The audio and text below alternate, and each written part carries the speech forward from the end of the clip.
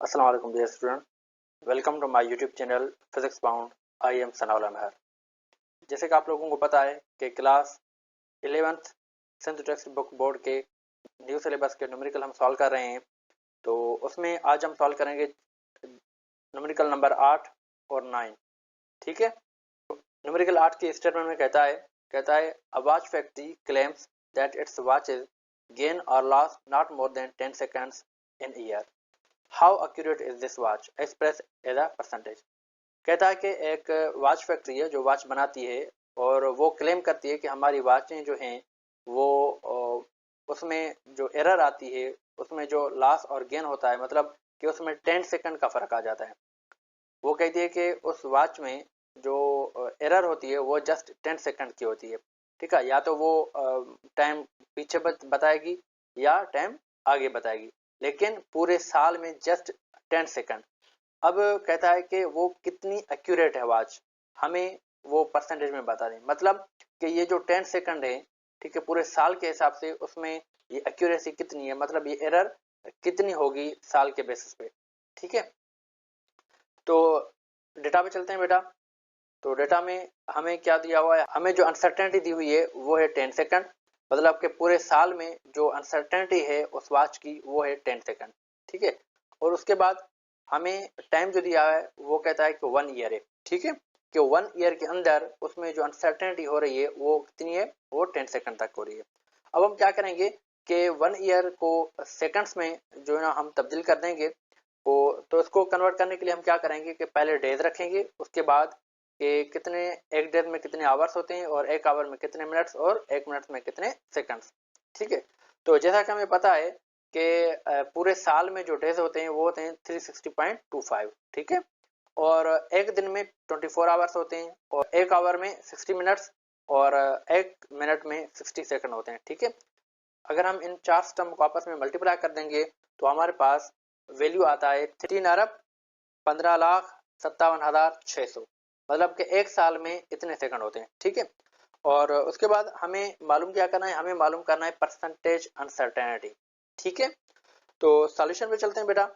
तो सॉल्यूशन में हमारे पास जो अनसर्टेनिटी को परसेंटेज में मालूम करने के लिए हमारे पास फार्मूला होता है कि हम अनसर्टेनिटी रख लेते हैं, उसके बाद हम डिवाइड में हम एक्यूरेट टाइम रखते हैं और उसके बाद उसको मल्टीप्लाई करते हैं 100 से। ठीक है, तो यहाँ हम वैल्यू रखते हैं।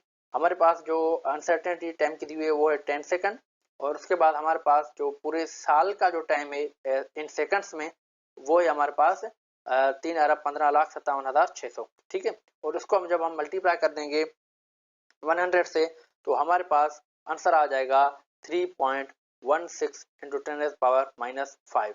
ठीक है, ये बहुत ही कम वैल्यू है। इसका मतलब ये हुआ कि उस वॉच में, उस घड़ी में जो अनसर्टेनिटी है वो बहुत ही कम है। ठीक है, तो बेटा अभी हम चलते हैं न्यूमेरिकल 9 पे, जो कि लास्ट न्यूमेरिकल है इस चैप्टर का। तो इसकी स्टेटमेंट में कहता है a diameter of moon is 38,480 kilometre. What is the volume of the moon? How many moons would be needed to create a volume equal to that of earth? इसमें कहता है कि हमारे पास एक मून है और उस मून का जो डायमीटर वो है 3,480 किलोमीटर, और कहता है कि इस मून का वॉल्यूम क्या होगा। ठीक है, और दूसरी पॉइंट ये पूछ रहा है कि कितने मून का वॉल्यूम हमारे अर्थ के बराबर होगा, और यहाँ हिंट भी दी हुई है। कहता है कि रेडियस ऑफ अर्थ जो है वो है 6,380 किलोमीटर। ठीक है, तो डेटा पे चलते हैं बेटा। तो डेटा में सबसे पहले जो हमें दिया हुआ है वो दिया हुआ है डायमीटर ऑफ मून, जो कि है 3,480 किलोमीटर, और वॉल्यूम ऑफ मून हमसे पूछ रहा है। उसके बाद नंबर ऑफ द मून्स पूछ रहा है कि कितने मून्स का वॉल्यूम जो होगा वो हमारे अर्थ के बराबर होगा, यानी नंबर ऑफ द मून्स कितने होंगे इक्वल टू अवर अर्थ। ठीक है, तो उसके बाद जो हमें दिया हुआ है वो दिया हुआ है रेडियस ऑफ अर्थ, जो कि है 6,380 किलोमीटर। ठीक है, तो सॉल्यूशन पे चलते हैं बेटा। तो सॉल्यूशन में जैसा कि हमें पता है कि वॉल्यूम ऑफ स्फीयर का फार्मूला होता है v is equal to 4/3 pi r cube. ठीक है, या हम रेडियस ऑफ मून रख देते हैं बेटा।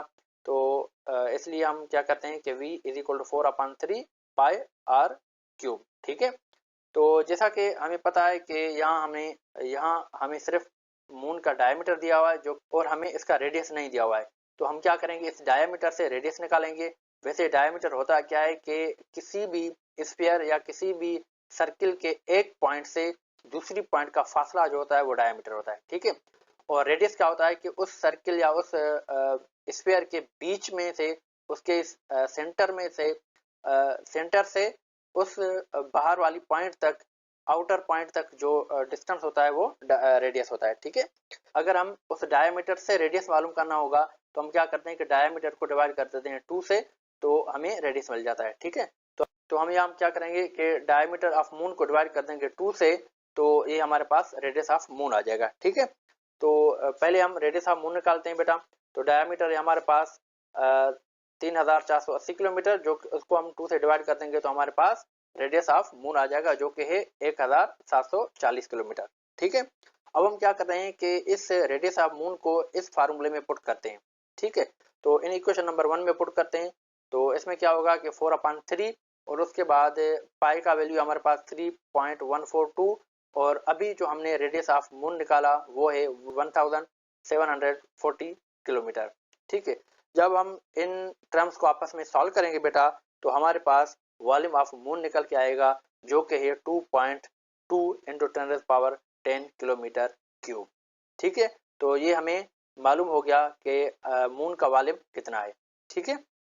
उसके बाद क्या करेंगे कि हम देखेंगे कि कितने मून्स का वॉल्यूम हमारे अर्थ के बराबर होगा, ठीक है। तो अभी हम मालूम करते हैं how many volumes of moons equal to that of Earth, ठीक है। जैसा कि हमें पता है कि अर्थ का जो शेप होता है वो भी स्फेरिकल होता है। तो अर्थ का वॉल्यूम मालूम करने के लिए हम वही स्फीयर ऑफ द वॉल्यूम का फार्मूला यूज करेंगे, ठीक है, जो कि है VE मतलब volume of earth 4/3 pi RE cube, ठीक है, मतलब रेडियस ऑफ अर्थ का क्यूब लेंगे, ठीक है। तो इसमें वैल्यू पुट करते हैं बेटा। जैसे कि फार्मूले के हमारे पास हैं, जैसे कि 4/3 हमारा सेम रहा और पाई का वैल्यू है 3.142, और उसके बाद रेडियस ऑफ अर्थ जो कि गिवन था वो है हमारे पास 6380 किलोमीटर, ठीक है, और हमने उसका फार्मूले के बेसिस पे क्यूब कर दिया। जब हम इन सभी टर्म्स को आपस में सॉल्व करेंगे बेटा तो हमारे पास आंसर आता है 1.08 इंटू 10⁻12 किलोमीटर क्यूब, ठीक है। ये हमारे पास वॉल्यूम ऑफ अर्थ आ गया। अब हम क्या करेंगे, अब हमें मालूम करना होगा कि कितने मून्स का वॉल्यूम बराबर है अर्थ के, ठीक है। अब हम क्या करेंगे, तो हम क्या करेंगे, हमारे पास नंबर ऑफ द मून्स मालूम करने के लिए हम यूज करेंगे वॉल्यूम ऑफ अर्थ को डिवाइड कर देंगे वॉल्यूम ऑफ मून से, ठीक है। तो यहाँ हमारे पास वॉल्यूम ऑफ अर्थ है, 1.08 इंटू 10⁻12, और वॉल्यूम ऑफ मून है 2.2 इंटू 10⁻10, ठीक है। जब हम इन दोनों ही टर्म्स को आपस में डिवाइड कर देंगे तो हमारे पास आंसर आता है 49 मून्स, ठीक है। तो इसके कहने का मतलब ये है कि जो 49 मून्स हैं उसका वॉल्यूम हमारे एक अर्थ के बराबर होगा। तो डियर स्टूडेंट्स, अभी हमने 2 न्यूमेरिकल सॉल्व किए जो कि लास्ट न्यूमेरिकल थे हमारे इस चैप्टर के, ठीक है। तो अगर आप लोगों को ये दोनों ही न्यूमेरिकल समझ में आए तो इस वीडियो को लाइक करें और अपने दोस्तों के साथ शेयर भी कर दीजिएगा और काइंडली सब्सक्राइब भी कर दीजिएगा। Thanks a lot.